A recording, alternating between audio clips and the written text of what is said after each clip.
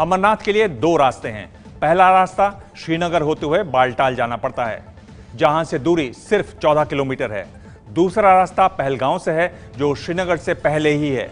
ये 46 किलोमीटर लंबा है।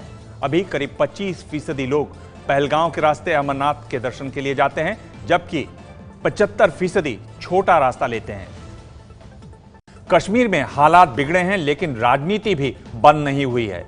विरोधियों के निशाने पर राज्य की पीडीपी बीजेपी सरकार है। 4 दिन बाद फिर श्रीनगर की गलियां सूनी पड़ी हैं। सड़कों पर कोई दिख रहा है तो वो हैं सिर्फ वर्दी वाले।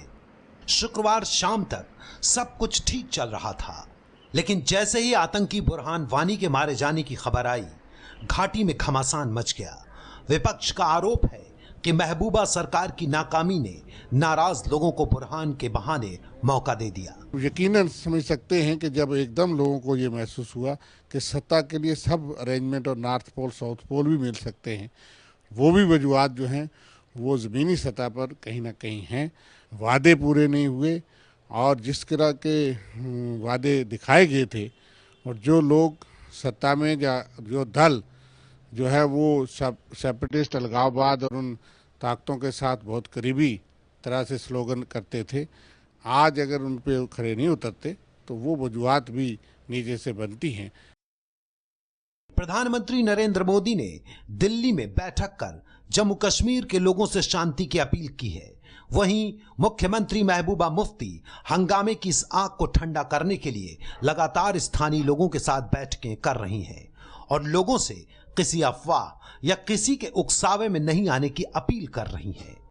सिर्फ आप लोगों से ये गुजारिश करना चाहती हूँ, ये मैं आज यहाँ हूँ, कल नहीं भी हो सकती हूँ, मगर हम लोगों को ये सोचना चाहिए कि आखिर हम किस तरफ से जा रहे हैं। आज हमारे बहुत बड़ी तादाद बच्चों की है जो जख्मी हो गए हैं। सरकार की जिम्मेदारी ज़्यादा होती पर माँ बाप का फ़र्ज़ ज़्यादा होता है। ऐसे माहौल में जब आपको पता है कर्फ्यू लगा है, मेरी आपसे गुजारिश है, मैं भी 2 बच्चों की माँ हूँ, मुझे मालूम है कि जब बच्चे को तकलीफ़ होती है तो क्या होता है। अमन बहाल करने में, लोगों की जानें बचाने में हमारी मदद करें। अभी राज्य में बीजेपी और पीडीपी की साझा सरकार है। कानून व्यवस्था की जिम्मेदारी भी इन्हीं के जिम्मे है। ऐसे में नाकामियों को लेकर सवाल तो बीजेपी और पीडीपी के नेताओं से ही पूछे जाएंगे। स्टेट गवर्नमेंट और एडमिनिस्ट्रेशन मॉब कंट्रोल करने में टोटली फेलियर हो गई है, और वरना ये तो इस तरह के हादसात वाक़ात यहाँ 25 साल से हो रहे हैं, मगर जिस तरह से एडमिनिस्ट्रेशन टोटली इसको एक मतलब सर्राह पर छोड़ दिया लोगों को, शायद गवर्नमेंट फेल हो चुकी है सिचुएशन को कंट्रोल करने में। इससे पहले भी मैं फिर से दोहराना चाहूँगी कि 1 लाख नौजवान हमने इस कश्मीर मसले पे जो हैं वो गवा दिए हैं। इसलिए ज़रूरी है कि दोनों मुल्क हिंदुस्तान और पाकिस्तान आगे आएं, एक मीनिंगफुल डायलॉग प्रोसेस चलाएं। सालों बाद घाटी में इस तरह का खराब माहौल बना है। विरोधी सरकार को जिम्मेदार बता रहे हैं, लेकिन जानकार मानते हैं कि सरकार का काम अच्छा चल रहा है, पर जनता तक बात पहुंच ही नहीं रही।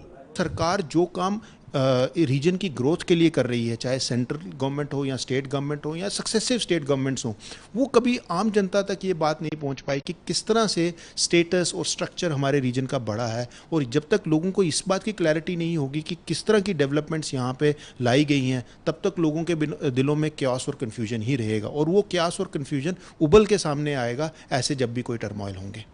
आतंकियों को लेकर महबूबा मुफ्ती का रुख हमेशा से विवादित रहा है। जब वो मुख्यमंत्री नहीं थीं, तो उन्होंने अफजल गुरु की फांसी को लेकर सवाल उठाए थे। अब वो मुख्यमंत्री हैं, लिहाजा सारे सवाल उन्हीं की ओर हैं।